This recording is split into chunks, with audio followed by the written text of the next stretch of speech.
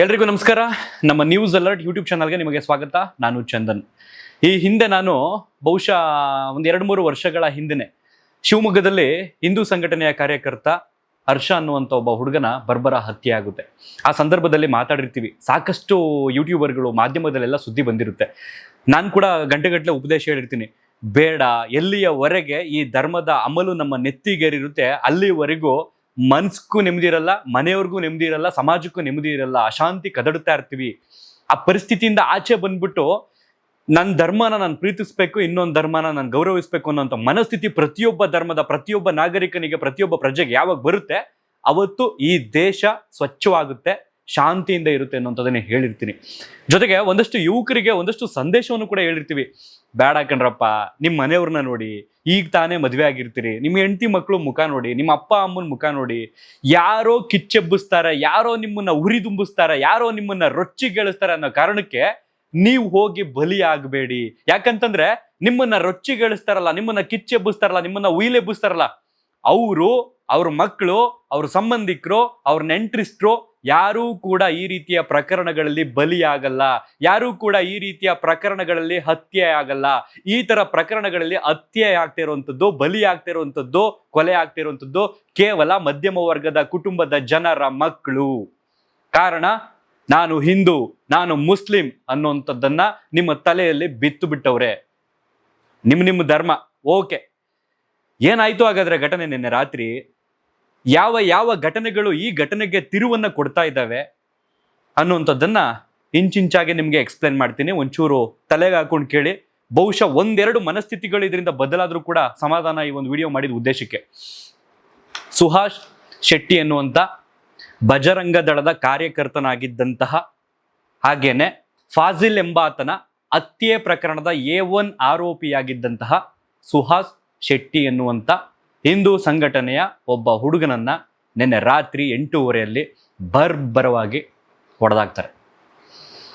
So March 31ನೇ ತಾರೀಕೆ ಈ ವ್ಯಕ್ತಿಯ ಹತ್ಯೆಗೆ ಸ್ಕೆಚ್ ಅನ್ನ ಹಾಕಲಾಗಿರುತ್ತೆ ಅನ್ನುವಂಥ ಒಂದು ಸೋಷಿಯಲ್ ಮೀಡಿಯಾದ ಪೋಸ್ಟು ಈ ಘಟನೆ ಆದ ನಂತರ ವೈರಲ್ ಆಗ್ತಾ ಇದೆ. ಇದೇ ಸುಹಾಸ್ ಶೆಟ್ಟಿಯ ಫೋಟೋವನ್ನ ಬಳಸ್ಕೊಂಡು ಟಾರ್ಗೆಟ್ ಫಿಕ್ಸ್ ಅನ್ನುವಂಥದ್ದನ್ನ ಮಾರ್ಚ್ 31ನೇ ತಾರೀಕು ಅಲ್ಲಿನ ಸ್ಥಳೀಯ ಇನ್ಸ್ಟಾಗ್ರಾಮ್ನಲ್ಲಿ ಪೋಸ್ಟ್ ಹಾಕಿರ್ತಾರೆ. ಅದಾದ ನಂತರ ನಿನ್ನೆ ಈ ಘಟನೆ ನಡೆದಂತ ನಂತರ ಫಿನಿಶ್ ಅಂತ ಒಂದು ಪೋಸ್ಟ್ ಹಾಕ್ತಾರೆ, ನೆಕ್ಸ್ಟ್ ವಿಕೆಟ್ ಅಂತ ಇನ್ನೊಂದು ಪೋಸ್ಟ್ ಅನ್ನ ಹಾಕ್ತಾರೆ. ಅಂದ್ರೆ ನಾವು ಏನನ್ನ ಟಾರ್ಗೆಟ್ ಅನ್ನ ಹಾಕೊಂಡಿದ್ವಲ್ಲ, ಅವನು ಫಿನಿಶ್ ಆದ, ನೆಕ್ಸ್ಟ್ ಇನ್ನೊಂದಿದೆ ಅನ್ನುವಂಥದ್ದನ್ನ ಆ ಪೋಸ್ಟ್ ಒತ್ತಿ ಹೇಳ್ತೈತೆ. ಅಂದ್ರೆ ನಮ್ಮ ಕಾನೂನು ಎಷ್ಟರ ಮಟ್ಟಿಗೆ ಇವ್ರ ಮೇಲೆ ಭಯವನ್ನ ಬೀರಿಲ್ಲ ಅನ್ನುವಂಥದ್ದು ಇಲ್ಲಿ ಅರ್ಥ ಆಗ್ತೈತೆ. ಪ್ರೆಸೆಂಟ್ ಇದೆಯಲ್ಲ ಕಾಂಗ್ರೆಸ್ ಸರ್ಕಾರ, ಒಂದೇ ಒಂದು ಪ್ರಶ್ನೆ, ಇಷ್ಟೊಂದು ಪ್ರಕರಣಗಳು ನಡೀತಾ ಇದ್ರೂ ನೀವು ಬಂದು ಮಾಧ್ಯಮದ ಮುಂದೆ ಸ್ಟೇಟ್ಮೆಂಟ್ ಕೊಡ್ತೀರಿ, ಮಾಧ್ಯಮದವರು ನಿಮ್ಮ ಬಳಿ ಪ್ರತಿಕ್ರಿಯೆಯನ್ನ ಕೊಡ್ತಾರೆ, ಸತ್ತಂತವ್ರ ಮನೆಯವರು ಆಕ್ರಂದನವನ್ನ ತೋರ್ತಾರೆ, ನೆಕ್ಸ್ಟ್ ಏನು ಕಂಪ್ಲೀಟ್ ಕಡಿವಾಣ ಇಲ್ವೇ ಇಲ್ಲ ಇದಕ್ಕೆ. ಮತ್ತೊಂದು ಪ್ರಕರಣ ಇನ್ನೊಂದು 15 ದಿನಗಳ ನಂತರ, ಇದು ಮಾಸು ಹೋಗುವ ಮುನ್ನವೇ ಬರುತ್ತೆ.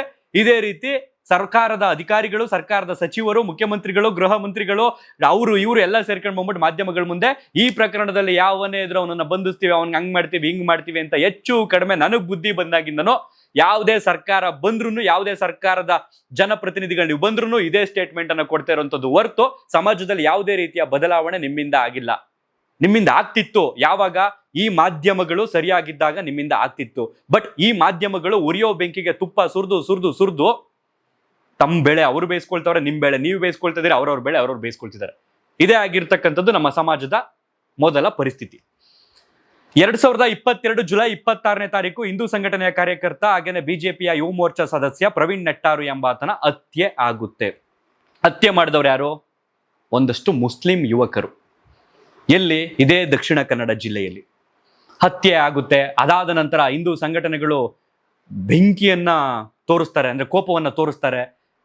ಆ ಸಂದರ್ಭದಲ್ಲಿ ಕರ್ನಾಟಕದಲ್ಲಿ ಬಿಜೆಪಿ ಸರ್ಕಾರ ಅಧಿಕಾರದಲ್ಲಿರುತ್ತೆ. ಸರ್ಕಾರವು ಕೂಡ ಆ ಸಂದರ್ಭದಲ್ಲಿ ಯಾವನಾದ್ರೂ ಬಿಡಲ್ಲ, ಹಂಗ್ ಮಾಡಲ್ಲ, ಹಿಂಗ್ ಬಿಡಲ್ಲ ಅಂತ ಹೇಳಿ ರೊಚ್ಚಿಗೆಳಿಸ್ತಾರೆ. ಈ ಒಂದು ಘಟನೆಯಿಂದ ರೊಚ್ಚಿಗೆದ್ದಂತ ಒಂದಷ್ಟು, ಅಂದ್ರೆ ಈ ಪ್ರವೀಣ್ ನೆಟ್ಟಾರು ಏನಿದಾರಲ್ಲ, ಅವರ ಸ್ನೇಹಿತರಾಗಿರ್ಬೋದು, ಅವರನ್ನ ಬೆಂಬಲಿಸುವಂತಾಗಿರ್ಬೋದು, ಹೆಚ್ಚು ಕಡಿಮೆ ಈ ಘಟನೆ ನಡೆದಂತ 2 ದಿನಗಳಲ್ಲಿ ರೊಚ್ಚಿಗೆದ್ದು ಮೊಹಮ್ಮದ್ ಫಾಜಿಲ್ ಎಂಬಾತನನ್ನ ಹತ್ಯೆ ಮಾಡ್ತಾರೆ. ಇದೇ ಮಂಗಳೂರಿನ ಸೂರತ್ಕಲ್ನಲ್ಲಿ ಜಸ್ಟ್ 2 ದಿನದಲ್ಲಿ. 26ನೇ ತಾರೀಕು ಪ್ರವೀಣ್ ನೆಟ್ಟಾರು ಹತ್ಯೆ ಆಗುತ್ತೆ, ಬರ್ಬರವಾಗಿ ಹತ್ಯೆ ಮಾಡ್ತಾರೆ ಅವರನ್ನ. 28ನೇ ತಾರೀಕು ಅಂದ್ರೆ ಆ ಘಟನೆ ನಡೆದ 2 ದಿನಗಳಲ್ಲಿ ಹಿಂದೂ ಯುವಕರೆಲ್ಲ ಸೇರ್ಕೊಂಡು ಮೊಹಮ್ಮದ್ ಫಾಜಿಲ್ ಎಂಬ ಮುಸ್ಲಿಂ ಯುವಕನನ್ನ ಸೂರತ್ಕಲ್ನಲ್ಲಿ ಬರ್ಬರವಾಗಿ ಲಾಂಗು ಮಚ್ಚು ಬೀಸಿ ಅವನನ್ನ ಹತ್ಯೆ ಮಾಡ್ತಾರೆ. ಆ ಹತ್ಯೆಯಲ್ಲಿ ನಿನ್ನೆ ಹತ್ಯೆಯಾದಂತ ಸುಹಾಸ್ ಶೆಟ್ಟಿ A1 ಆರೋಪಿ ಆಗಿರ್ತಾರೆ ಆ ಪ್ರಕರಣದಲ್ಲಿ. ಸೊ ಒಂದಷ್ಟು ದಿನಗಳ ಹಿಂದೆನೆ ಈ ಸುಹಾಸ್ ಶೆಟ್ಟಿಗೆ ಬೇಲ್ ಮಂಜೂರು ಆಗಿರುತ್ತೆ, ಜಾಮೀನು ಮಂಜೂರು ಆಗಿರುತ್ತೆ. ಅದಾದ ನಂತರ ಮಾರ್ಚ್ 31ನೇ ತಾರೀಕು ಅಂದ್ರೆ ಜಸ್ಟ್ 1 ತಿಂಗಳ ಹಿಂದೆ ಇದೇ ಸುಹಾಸ್ ಶೆಟ್ಟಿಯ ಫೋಟೋವನ್ನ ಸೋಷಿಯಲ್ ಮೀಡಿಯಾದಲ್ಲಿ ಹಾಕಿ ಟಾರ್ಗೆಟ್ ನೆಕ್ಸ್ಟ್ ಅಂತ ಹಾಕಿರ್ತಾರೆ. ಅಂದ್ರೆ ರಿವೆಂಜ್ ಸೂನ್ ಅಂತ. ಅಂದ್ರೆ ಆ ಫೋಟೋ ಹಾಕಿದ್ದಾರೆ ಅಂತಂದ್ರೆ ರಿವೆಂಜ್ ಸೂನ್ ಅಂತಂದ್ರೆ ಪ್ರತೀಕಾರವನ್ನ ನಾವು ತೀರಿಸ್ಕೊಳ್ತೀವಿ ಅಂತ. ನೀವು ಗಮನಿಸಬಹುದು, ಈ ಪಹಲ್ಗಾಮ್ ಘಟನೆ ಏನ್ ನಡೀತಲ್ಲ, ಅದು ನಡೆದ ಕೇವಲ 1 ವಾರಗಳ ಹಿಂದೆ ಅಂದ್ರೆ ಜಸ್ಟ್ 2 ದಿನಗಳ ಹಿಂದೆನೆ ಇದೇ ಮಂಗಳೂರಿನಲ್ಲಿ ಒಬ್ಬ ಮುಸ್ಲಿಂ ಯುವಕನನ್ನ ಹತ್ಯೆ ಮಾಡಲಾಗುತ್ತೆ. ಕಾರಣ ಏನು ಅಂತಂದ್ರೆ ಅವನು ಪಾಕಿಸ್ತಾನಕ್ಕೆ ಜಿಂದಾಬಾದ್ ಅನ್ನುವಂತ ಒಂದು ಶಬ್ದವನ್ನ ಬಳಸಿದ್ದಾನೆ ಅನ್ನೋ ಒಂದು ಕಾರಣಕ್ಕೆ. ಸೊ ಪೊಲೀಸರು ತನಿಖೆಯಲ್ಲಿ ಹೇಳಿದ್ದೇನು ಅಂತಂದ್ರೆ ಪ್ರತ್ಯಕ್ಷ ದರ್ಶಿಗಳಿಲ್ಲ, ಅದಕ್ಕೆ ಯಾವುದೇ ರೀತಿಯ ಸಾಕ್ಷಿಗಳು ಕೂಡ ಇಲ್ಲ, ಅವನು ಪಾಕಿಸ್ತಾನಕ್ಕೆ ಜಿಂದಾಬಾದ್ ಅಂದಿದ್ದಾನೆ ಅನ್ನುವಂಥ ಒಂದು ಹೇಳಿಕೆಗೆ, ಆ ಒಂದು ಘಟನೆಗೆ ಅನ್ನುವಂಥದ್ದನ್ನ ಪೊಲೀಸರು ಹೇಳಿದ್ದಾರೆ ಈಗಾಗಲೇ. ಸೊ ಕೆಲವ್ರು ಏನ್ ಅನ್ಕೋಬಹುದು, ನಿನ್ನೆ ಮೊನ್ನೆ ನಡೀತಲ್ಲ ಆ ಘಟನೆಗೆ ನಿನ್ನೆ ರಾತ್ರಿ ಏನಾದ್ರು ಈ ಘಟನೆ ನಡೀತಾ ಅಂತ ಅನ್ಕೋಬಹುದು. ನೋ, ಆ ಘಟನೆಯೇ ಬೇರೆ, ಈ ಘಟನೆಯೇ ಬೇರೆ. ಈ ಘಟನೆ ನಡೆಯೋದಕ್ಕೆ ಕಾರಣ ಅಂತಂದ್ರೆ 2022 ಜುಲೈ ತಿಂಗಳಲ್ಲಿ ನಡೆದವಲ್ಲ 2 ಹತ್ಯೆಯ ಪ್ರಕರಣ, ಆ ಪ್ರಕರಣಕ್ಕೆ ಸಂಬಂಧಪಟ್ಟಾಗೆ ನಿನ್ನೆ ರಾತ್ರಿ ಸುಹಾಸ್ ಶೆಟ್ಟಿಯನ್ನ ಬರ್ಬರವಾಗಿ ಹತ್ಯೆ ಮಾಡಿರುವಂಥದ್ದು. ಸೊ ಎಲ್ಲಿ ಹಾಗಾದ್ರೆ ಮಂಗಳೂರಿನ ಬಸ್ಪೆಗೆ ಸುಹಾಸ್ ಶೆಟ್ಟಿ ಹಾಗೇನೆ ಅವರ ಸ್ನೇಹಿತರು ಒಂದು 3-4 ಜನ ಕಾರಿನಲ್ಲಿ ತೆರಳುವಂತ ಸಂದರ್ಭದಲ್ಲಿ ಆರೋಪಿಗಳು 2 ವಾಹನಗಳಲ್ಲಿ ಪ್ಲಾನ್ ಮಾಡಿಕೊಂಡು ಇದೇ ಸುಹಾಸ್ ಶೆಟ್ಟಿಯನ್ನ ಫಾಲೋ ಮಾಡ್ಕೊಂಡು ಬರ್ತಾರೆ. ಅದಾದ ನಂತರ ಇದೇ ಸುಹಾಸ್ ಶೆಟ್ಟಿ ಮತ್ತೆ ಆತನ ಜೊತೆ ಇರ್ತಾರ ಸಂಗಡಿಗರಿಗೆ ಗೊತ್ತಾಗುತ್ತೆ. ಸೊ ಇವರು ಕಾರನ್ನ ಹೇಗಾದ್ರೂ ಮಾಡಿ ತಪ್ಪಿಸ್ಕೋಬೇಕು ನಾವು ಅನ್ನುವಂಥ ಒಂದು ಪ್ರಯತ್ನವನ್ನ ಪಡ್ಕೊಂಡು ಕಿನ್ನಿ ಪದವು ಅನ್ನುವಂಥ ಒಂದು ಸ್ಥಳದಲ್ಲಿ ತಗೊಬಂದು ಒಂದು ಸೆಲೂನ್ ಶಾಪ್ ಇರುತ್ತೆ, ಅದರೊಳಗೆ ಹೋಗಿ ಗುದ್ದುತ್ತಾರೆ. ಏಕಾಏಕಿ ಬಂದಂತ ಈ ಆರೋಪಿಗಳೇನಿರ್ತಾರಲ್ಲ, ಈ ಹತ್ಯೆ ಪ್ರಕರಣದ ಆರೋಪಿಗಳು, ಅವರು ಬಂದು ಕಾರನ್ನ ಸುತ್ತುವರೆದುಕೊಂಡು ಗುದ್ದಿ ಸುಹಾಸ್ ಶೆಟ್ಟಿಯನ್ನ ಕೆಳಗೆ ಎಳ್ಕೊಂಡು ಬರ್ಬರವಾಗಿ ಚಾಕು ಮಚ್ಚು ಎಲ್ಲದರಲ್ಲೂ ಕತ್ತರಿಸಿ, ಅದರಲ್ಲೂ ಆ ವಿಡಿಯೋ ತುಣುಕಲ್ಲಿ ಗಮನಿಸ್ತಾ ಇದ್ರೆ ಅವ್ನು ಸತ್ತು ಬಿದ್ದಿದ್ದಾನೆ ಅಂತ ಗೊತ್ತಿದ್ರು ಇನ್ನೂ ಒಬ್ಬ ಹೋಗ್ಬಿಟ್ಟು ಕುತ್ತಿಗೆ ಹತ್ರ ಕಚ್ಚ ಕಚ್ಚ ಕಚ್ಚ ಅಂತ ಕತ್ತರಿಸಾಕ್ತಿದ್ದಾನೆ. ಸೊ ಒಂದು ನ್ಯೂಸ್ ನಲ್ಲಿ ನಾನು ಗಮನಿಸ್ತಾ ಇದ್ದೆ, ಬುರ್ಕಾ ಧರಿಸಿದಂತಹ 2 ಮಹಿಳೆಯರು ಈ ಪ್ರಕರಣದಲ್ಲಿ ಸಪೋರ್ಟ್ ಮಾಡಿದ್ದಾರೆ ಅನ್ನುವಂಥದ್ದನ್ನು ಕೂಡ ನಾವು ಗಮನಿಸ್ತು. ಸೊ ಕೇವಲ ಇಲ್ಲಿ ಗಂಡಸರು ಮಾತ್ರ ಭಾಗಿಯಾಗ್ತಿಲ್ಲ, ಹೆಂಗಸರು ಕೂಡ ಭಾಗಿಯಾಗ್ತಾ ಇದ್ದಾರೆ ಅನ್ನುವಂಥದ್ದು ಈ ಒಂದು ಘಟನೆಯಿಂದ ಆಗಿದೆ. ಸೊ ಅದಾದ ನಂತರ ಎಸ್ಕೇಪ್ ಆಗ್ತಾರೆ. ಸುಹಾಸ್ ಶೆಟ್ಟಿ ಜೊತೆಗಿದ್ದಂತೆ ಇನ್ನೊಬ್ಬ ಹುಡುಗಂಗೂ ಕೂಡ ಏಟಾಗಿರುತ್ತಂತೆ, ಅವನನ್ನ ಆಸ್ಪತ್ರೆಗೆ ದಾಖಲು ಮಾಡ್ತಾರೆ. ಅದಾದ ನಂತರ ನಿಮಗೆ ಗೊತ್ತಿರುತ್ತೆ, ಮಾಧ್ಯಮಗಳು ಸುದ್ದಿಯನ್ನ ಬಿತ್ತರಿಸ್ತಾವೆ, ಸುದ್ದಿಯನ್ನ ಪ್ರಸಾರ ಮಾಡ್ತಾರೆ. ಅದಾದ ನಂತರ ಪ್ರೆಸೆಂಟ್ ಇಲ್ಲಿ ಹಿಂದೂ ಮುಸ್ಲಿಂ ಅನ್ನೋದಕ್ಕಿಂತ ಬಿಜೆಪಿ ಕಾಂಗ್ರೆಸ್ ಅನ್ನೋಂಥ 2 ಪಕ್ಷಗಳಿದಾವಲ್ಲ, ಈ ಪಕ್ಷಗಳಿಗೆ ಇದೊಂಥರ ಫುಡ್ ಕೊಟ್ಟಂಗಾಗುತ್ತೆ. ತಕ್ಷಣ ಇವರು ರೊಚ್ಚಿ ಕೇಳ್ತಾರೆ, ಇವ್ರು ಇಲ್ಲಿ ನಾವು ಹಂಗ್ ಮಾಡ್ತೀವಿ ಹಿಂಗ್ ಮಾಡ್ತೀವಿ, ಘಟನೆಗೆ ಕ್ರಮ ಕೈಗೊಳ್ತೀವಿ ಹಂಗೆ ಹಿಂಗೆ ಅಂತ ಹೇಳ್ತಾರೆ. ಇವ್ರು ನಾವು ಹಂಗ್ ಮಾಡ್ತೀವಿ ಹಿಂಗ್ ಮಾಡ್ತೀವಿ, ಇನ್ನು ರಾಜ್ಯಗಳ ಉಗ್ರ ವ್ಯಾಪಿ ಹೋರಾಟ ಮಾಡ್ತೀವಿ, ನಾವು ಪ್ರತಿಭಟನೆ ಮಾಡ್ತೀವಿ ಹಂಗೆ ಹಿಂಗೆ ಅಂತ ಹೇಳ್ತಾರೆ. ಸೊ ಇದನ್ನ ಪ್ರೆಸೆಂಟ್ ಈಗ ಯಾರು ಸುಹಾಸ್ ಶೆಟ್ಟಿ ಟೀಮ್ ಕಡೆ ಯಾರಾದ್ರೂ ಒಂದಷ್ಟು ಹುಡುಗರುಗಳು ಏನಾರೋ ಪ್ರೇರೇಪಿತರಾಗಿ ನಾಳೆ ಇನ್ನೊಂದು ಮಾಡ್ಲಿ, ನಾಳೆ ಅವರು ವಾಪಸ್ ಇವ್ರನ್ನ ಮಾಡ್ಲಿ, ಕೊನೆಗೆ ಅಲ್ಟಿಮೇಟ್ಲಿ ಈ ರೀತಿ ಹಿಂದೂ ಯುವಕರು, ಅದರಲ್ಲೂ ಮಧ್ಯಮ ವರ್ಗದ ಕುಟುಂಬದ ಮಕ್ಕಳೇನಿದ್ದಾವೆ, ಇವರೆಲ್ಲ ಸತ್ತು ಸ್ಮಶಾನ ಸೇರ್ಕೊಳ್ಳಿ. ನೀವು ನಿಮ್ಮ ಮನೆ ಮಕ್ಕಳು, ನಿಮ್ಮ ಅಕ್ಕಪಕ್ಕದವರು, ನಿಮ್ಮ ಸ್ಥಳೀಯರು, ಅದರಲ್ಲೂ ನಿಮ್ಮ ಸಂಬಂಧಿಕರು, ನೀವು ರಾಜಕಾರಣ ಮಾಡ್ಕೊಂಡು ಆರಾಮಾಗಿರಿ.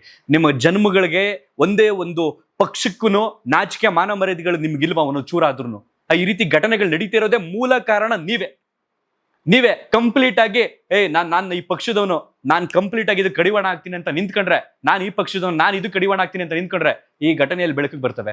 ಮತ್ತೆ ಪೊಲೀಸರು ನಿಮ್ ಕಣ್ಮುಂದನೆ ಇಂಥ ಘಟನೆ ನಡೆದಿರೋದು ಹೆಂಗಿರ್ತೀರಿ ನನಗಂತೂ ಗೊತ್ತಿಲ್ಲ. ನಿನ್ನೆ ಮೊನ್ನೆ ತಾನೇ ಮಂಗಳೂರಿನಲ್ಲಿ ಒಂದು ಘಟನೆ ನಡೆದು ಹೋಗಿದೆ, ಒಬ್ಬ ಹತ್ಯೆ ಆಗಿದ್ದಾನೆ. ಅಂತ ಪರಿಸ್ಥಿತಿಯಲ್ಲಿ ಸ್ವಲ್ಪ ಹದ್ದಿನ ಕಣ್ಣನ್ನ ಹಿಡೋದು ಬಿಟ್ಟು ಘಟನೆ ಆದ ನಂತರ ಬಂದು ರಿಯಾಕ್ಷನ್ ಅನ್ನ ಕೊಟ್ಟು ಮಾಧ್ಯಮಗಳ ಮುಂದೆ ಫೋರ್ಸ್ ಕೊಡ್ತಾ ಇದ್ರಿ. ಒಂದು ಇಮ್ಯಾಜಿನೇಷನ್ ಮಾಡ್ಕೊಳ್ಳಿ, ಇದೇ ಸುಹಾಸ್ ಶೆಟ್ಟಿ ಜಾಗದಲ್ಲಿ, ಇದೇ ಫಾಜಿಲ್ ಜಾಗದಲ್ಲಿ, ಇದೇ ಪ್ರವೀಣ್ ನೆಟ್ಟಾರೋ ಜಾಗದಲ್ಲಿ ನೀವ್ಯಾರಾದ್ರೂ ಇದ್ದಿದ್ರೆ, ಇದೇ ಸುಹಾಸ್ ಶೆಟ್ಟಿ ಆ ಸಲೂನೊಳಗೆ ಕಾರ್ ಗುದ್ಸೋಕ್ ಹೋಗಿದ್ದೇನಕ್ಕೆ, ಹೇಗಾದ್ರೂ ಮಾಡಿ ತಪ್ಪಿಸ್ಕೋಬೇಕು ಅಂತ. ಅಂದ್ರೆ ಸಾವಿನ ಕೊನೆಯ ಕ್ಷಣ ಐತಲ್ಲ, ಹೇಗಾದ್ರೂ ಮಾಡಿ ಬದುಕೊಂಡ್ಬಿಡ್ಬೇಕು ಅಂತ ಅನಿಸ್ತಾ ಇರುತ್ತೆ ಪರಿಸ್ಥಿತಿ. ಎಸ್ಕೇಪ್ ಆಗೋದಕ್ಕೆ ಹೋಗಿದ್ದಾನೆ, ನಾನು ಹಿಂದೂ ಬಾ ನಾನು ಚುಚ್ಚು, ನಿನ್ ತಾಕತ್ತಿರ ಚುಚ್ಚು ಬಾ ಅಂತ ಹೋಗಿಲ್ಲ. ನಾನು ಮುಸ್ಲಿಮ್ ನನ್ನ ಬಾ ನಿಂತ ಧೈರ್ಯ ಇದ್ರೆ ನಾನು ಹಿಂಗೆ ನಿಂತ್ಕೊತೀನಿ, ಕೈ ಕಟ್ಕೊಂಡು ನಿಂತ್ಕೊತೀನಿ, ಬಾ ನಾನು ಕತ್ತರಿಸು ಅಂತ ಹೋಗಿಲ್ಲ. ಅವನು ತಪ್ಪಿಸ್ಕೊಂಡು ಹೋಗೋದಕ್ಕೆ ಪ್ರಯತ್ನ ಪಟ್ಟ, ಅವನನ್ನು ಸಾಯಿಸಿದ್ರು. ಇವನು ತಪ್ಪಿಸ್ಕೊಂಡು ಹೋಗೋದಕ್ಕೆ ಪ್ರಯತ್ನ ಪಟ್ಟ, ಇವನನ್ನು ಸಾಯಿಸಿದ್ರು. ಅಲ್ಟಿಮೇಟ್ಲಿ ಸಾವು ಕಣ್ಮುಂದೆ ಬಂದಾಗ ಹೇಗಾದ್ರೂ ಮಾಡಿ ಬದುಕಬೇಕು ಅನ್ನೋದು ಬರುತ್ತೆ ಹೊರತು, ಅಲ್ಲಿ ಆ ಟೈಮ್ನಲ್ಲಿ ಆಕ್ರೋಶ, ಸಿಟ್ಟು, ನಾನು ಅಂತವನು, ನಾನು ಇಂಥವನು, ನಂದು ಆ ಧರ್ಮ, ನಂದು ಈ ಧರ್ಮ ಯಾವುದು ಬರಲ್ಲ. ಆ ಸಂದರ್ಭದಲ್ಲಿ ಯಾರಾದ್ರೂ ಬಂದು ನನ್ನನ್ನು ಕಾಪಾಡ್ಬಿಟ್ರೆ ಸಾಕು ಅನ್ನುವಂಥ ಮನಸ್ಥಿತಿ ಪ್ರತಿಯೊಬ್ಬನಿಗೂ ಇರುತ್ತೆ ಸಾವು ಕಣ್ಣೆದ್ರು ಬಂದಾಗ. ಇನ್ನು ಕೆಲವರು ಕುತ್ಕೊಂಡು ಪೌರುಷ ತೋರಿಸ್ಕೊಬೋದು, ನಾವು ಹಂಗ್ ಮಾಡ್ಬಿಡ್ತೀವಿ ನೆಕ್ಸ್ಟ್, ನಾವು ಹಿಂಗ್ ಮಾಡ್ಬಿಡ್ತೀವಿ ನೆಕ್ಸ್ಟ್ ಅಂತ ಅನ್ಕೊಂಡು. ಫಸ್ಟು ಅಪ್ಪ ಅಮ್ಮಂಗೆ ಒಳ್ಳೆ ಮಕ್ಕಳಾಗ್ರೋ, ಫಸ್ಟು ಕಟ್ಕೊಂಡು ಹೆಂಡ್ತಿಗೆ ಒಳ್ಳೆ ಗಂಡ ಆಗ್ರೋ, ಹುಟ್ಟಿಸಿರೋ ಮಕ್ಳು ಒಳ್ಳೆ ಅಪ್ಪ ಆಗ್ರೋ, ಸಮಾಜದಲ್ಲಿ ಒಬ್ಬ ಒಳ್ಳೆ ನಾಗರಿಕ ಆಗ್ರೋ, ಸಾಕು, ಅಷ್ಟೇ ನೀವು ಮಾಡ್ಬೇಕಾಗಿರೋದು. ಆಗ ನಿನ್ನ ಧರ್ಮ ನಿನ್ನನ್ನ ಎಲ್ಲಿದ್ರು ಬೆಳೆಸುತ್ತೆ, ಎಲ್ಲಿದ್ರು ಉಳಿಸುತ್ತೆ. ಯಾವ ಧರ್ಮ ಹೇಳೈತೆ ಒಬ್ಬನ್ ಕೊಲ್ಬಿಟ್ಟು ಇನ್ನೊಬ್ಬ ಚೆನ್ನಾಗಿ ಸುಖವಾಗಿ ಬಾಳು ಅಂತ? ಆ ತರ ಏನಾದ್ರೂ ಯಾವ್ದಾದ್ರು ಒಂದು ಧರ್ಮ ಹೇಳಿದ್ರೆ ಅಂತ ಕಚಡ ಧರ್ಮ ಈ ಭೂಮಿ ಮೇಲೆ ಯಾವತ್ತೂ ಶಾಶ್ವತನಲ್ಲ. ಆ ಧರ್ಮಕ್ಕಿಲ್ ಬೆಲೆನೂ ಇಲ್ಲ, ಅಂತ ಧರ್ಮಕ್ಕಿಲ್ ಬೆಲೆನೂ ಇಲ್ಲ. ಒಟ್ಟಾರೆಯಾಗಿ ಆ ಸೋಷಿಯಲ್ ಮೀಡಿಯಾದಲ್ಲಿ ಪೋಸ್ಟ್ ಮಾಡೋರಲ್ಲ, ಮೊದಲು ಅವರನ್ನ ಪೊಲೀಸರು ಬಂಧಿಸಬೇಕು. ಯಾಕೆಂತಂದ್ರೆ ನೆಕ್ಸ್ಟ್ ವಿಕೆಟ್ ಅಂತ ಹಾಕಿದ್ದಾರೆ. ನೆಕ್ಸ್ಟ್ ವಿಕೆಟ್ ಅಂದ್ರೆ ಇವ್ರೇನೋ ಪ್ಲಾನ್ ಮಾಡ್ಕೊಂಡೆ ಮಾಡ್ತಿರ್ತಾರೆ. ಈ ರೀತಿ ಘಟನೆಗಳು ನಡೆಯೋದಕ್ಕೂ ಮೊದಲೇ ಸಮಾಜಕ್ಕೆ ಒಂದು ಸಂದೇಶವನ್ನ ಕೊಡ್ತಿದ್ದಾರೆ, ನಾವು ನೆಕ್ಸ್ಟ್ ಹಿಂಗ್ ಮಾಡ್ತೀವಿ ಅಂತ. ಅಂದ್ರೆ ಏನರ್ಥ, ನಾವ್ ಹಿಂಗ್ ಮಾಡ್ತೀವಿ, ನೀವೇನು ಕಿತ್ಕೊಳಕ್ಕಾಗಲ್ಲ ಅನ್ನೋಂಥದ್ದನ್ನ ಪೊಲೀಸ್ ಇಲಾಖೆಗೆ ನೇರವಾಗಿ ಕೊಡ್ತಿರುವಂತ ಮೆಸೇಜ್ಗಳಿವು. ಬಟ್ ಪೊಲೀಸ್ ಇಲಾಖೆ ಯಾವ ರೀತಿ ಮಾಡ್ತೀರಿ, ಯಾವ ರೀತಿ ಇದನ್ನ ನಿಗಾ ವಹಿಸ್ತೀರಿ, ಯಾವ ರೀತಿ ಇದಕ್ಕೆ ಕಡಿವಾಣ ಆಗ್ತೀರಿ ಅನ್ನೋಂಥದ್ದನ್ನ ಕನ್ನಡಿಗರು, ನಾವು, ಎಲ್ಲಾ ಪಕ್ಷದವರು, ಅಭಿಮಾನಿಗಳು, ಅಂಧ ಅಭಿಮಾನಿಗಳು, ಈ ಪಕ್ಷಗಳಿಗೆ ಬಕೆಟ್ ಹಿಡ್ಕೊಂಡ್ ಬದುಕ್ತಿರೋಂಥ ಗುಲಾಮ್ರು ಎಲ್ಲರೂ ಕಾದ್ ನೋಡ್ತಾರೆ. ಇನ್ನೇನು ಇಲ್ಲ, ಹೇಳಿ ಹೇಳಿ ಹೇಳಿ ನಮ್ಮ ಬಾಯಿ ನೋಯ್ತದೆ. ನಾನು ಶಿವಮೊಗ್ಗದ ಹಿಂದೂ ಸಂಘಟನೆ ಕಾರ್ಯಕರ್ತ ಹುಡುಗ ಹರ್ಷನ ಹತ್ಯೆ ಆದಾಗ ಎಷ್ಟು ನೋವಲ್ಲಿ ಹೇಳಿದೆ ಗೊತ್ತಾ. ನಾನು ಬೇಡ ಕಂಡ್ರು, ಅವ್ರ ಅಪ್ಪ ಅಮ್ಮನ ಕಣ್ಣೀರು ನೋಡಕ್ ಆಗ್ತಿರ್ಲಿಲ್ಲ. ಇದೇ ಸುಹಾಸ್ ಶೆಟ್ಟಿ 42 ವರ್ಷ ಅಂತ ಯಾವ್ದೋ ಮಾಧ್ಯಮದಲ್ಲಿ ಗಮನಿಸ್ತಿದ್ದೆ. 42 ವರ್ಷ ಅಂದ್ರೆ ಬಹುಶಃ ಮದ್ವೆ ಆಗಿರಲ್ವಾ, 1-2 ಮಕ್ಳಿರಲ್ವಾ, ಯಾರು ದಿಕ್ಕು ಅವ್ರಗಳಿಗೆ? ಇದೇ ಪ್ರವೀಣ್ ನೆಟ್ಟಾರ್ ಅವರು ಹತ್ಯೆ ಆದಾಗ ಅವ್ರ ಹೆಂಡತಿ ಕಣ್ಣೀರು ನೋಡಿ ಮಾಧ್ಯಮಗಳಲ್ಲಿ ಎಷ್ಟು ಇಂಥ ಪರಿಸ್ಥಿತಿ ಬೇಕಿತ್ತ ಅನ್ನುವಂಥ ಮನಸ್ಥಿತಿ ನಿಮ್ಗಳಿಗಿರ್ಲಿಲ್ವಾ ಆ ಸಂದರ್ಭದಲ್ಲಿ? ಒಬ್ರಿಲ್ಲ ಒಬ್ರು. ಒಟ್ಟಾರೆಯಾಗಿ ಗೊತ್ತಿಲ್ಲ ಎಲ್ಲಿವರೆಗೆ ನಮ್ಮ ಕರ್ನಾಟಕದಲ್ಲಿ ಯಾವ್ಯಾವ ಪಕ್ಷ ಬಂದ್ರು ಏನು ಸರಿ ಮಾಡೋದಕ್ಕಾಗ್ತಿಲ್ಲ. ಬಂದಾಗ ನಾವು ಅದ್ ಮಾಡ್ತೀವಿ ಇದ್ ಮಾಡ್ತೀವಿ ಅಂತ ಗಂಟಾಘೋಷವಾಗಿ ಕೊಚ್ಕೊಳ್ತಾರೆ. ಅಧಿಕಾರ ಬಿಟ್ಟೋದಾಗ ತೆಪ್ಪಗಿರ್ತಾರೆ, ಇನ್ನೊಂದೇನಾರ ಕೆದಿಕೊಂಡು ಬರ್ತಾರೆ. ಅವ್ರವ್ರ ಅಧಿಕಾರಕ್ಕೆ ಬಂದಾಗ ಸ್ತಬ್ಧರಾಗಿರ್ತಾರೆ. ನಾವ್ ಹಂಗ್ ಮಾಡ್ತೀವಿ, ನಾವ್ ಹಿಂಗ್ ಮಾಡ್ತೀವಿ ಅಂತ ಹೇಳ್ಕೊಂಡು ಬಂದು ಜನರನ್ನ ಬಲಿಪಶು ಮಾಡ್ತಾ ಇದ್ದಾರೆ. ಬಲಿಪಶು ಆಗ್ತಾ ಇರೋಂಥವ್ರು ರಾಜಕಾರಣಿಗಳ ಮಕ್ಕಳಲ್ಲ. ಅವರೆಲ್ಲ ಫಾರಿನಲ್ಲೋ, US ನಲ್ಲೋ, UK ನಲ್ಲೋ, ಲಂಡನ್ ಅಲ್ಲೋ, ಸ್ವಿಟ್ಜರ್ಲೆಂಡ್ ಅಲ್ಲೋ ಅಲ್ಲೋ ಇಲ್ಲೋ ಓದ್ಕೊಂಡು ಚೆನ್ನಾಗಿದ್ದಾರೆ. ಮದ್ವೆ ಮಕ್ಕಳು ಮರಿ ಮಾಡ್ಕೊಂಡು ಸುಖವಾಗಿದ್ದಾರೆ. ಒಳ್ಳೊಳ್ಳೆ ಕೆಲಸ ತಗೊಂಡು ಆರಾಮಾಗಿದ್ದಾರೆ. ಅವ್ರ ಅಪ್ದಿರೋ ಮಾಡಿರೋ ಆಸ್ತಿಲಿ ಶೋಕಿ ಮಾಡ್ಕೊಂಡು ಖುಷಿಯಾಗಿದ್ದಾರೆ. ನೀವು ನಿಮ್ಮ ಅಪ್ತಿರೋ ಗಾರೆ ಕೆಲಸನೋ, ಆ ಕೆಲಸನೋ, ಈ ಕೆಲಸನೋ, ಒಂದ್ ದಿನದ ಕೂಲಿಗೆ 500 ರೂಪಾಯಿಗೆ 1000 ರೂಪಾಯಿಗೆ ಕೆಲಸ ಮಾಡ್ತಿರೋಂಥವ್ರ ಮಕ್ಕಳಾಗಿರ್ತೀರಿ. ನೀವು ಹೀರೋಗಳಾಗಿರ್ತೀರಿ. ಈ ರೀತಿ ಬೀದಿ ಹೆಣಗಳಾಗ್ತಾ ಇದ್ರಿ. ಏನು ಮಾಡೋಕ್ಕಾಗಲ್ಲ. ನೆಕ್ಸ್ಟ್ ಕಾದ್ ನೋಡ್ಬೇಕು, ಯಾರ್ಯಾರನ್ನು ಕೊಲ್ತಾರೆ, ಯಾರ್ಯಾರು ಎಲ್ಲೆಲ್ಲಿವರೆಗೆ ಕೊಂದ್ಕೊಂಡು ಕೊಂದ್ಕೊಂಡು ಕೊಂದ್ಕೊಂಡ್ಬಂಡು ಮನುಷ್ಯತ್ವನ ಎಲ್ಲಿವರೆಗೆ ನಾಶ ಮಾಡ್ತಾರೆ ಅನ್ನೋದನ್ನ ಕಣ್ಣಾರೆ ನೋಡೋಣ. ಧನ್ಯವಾದ. Thank you.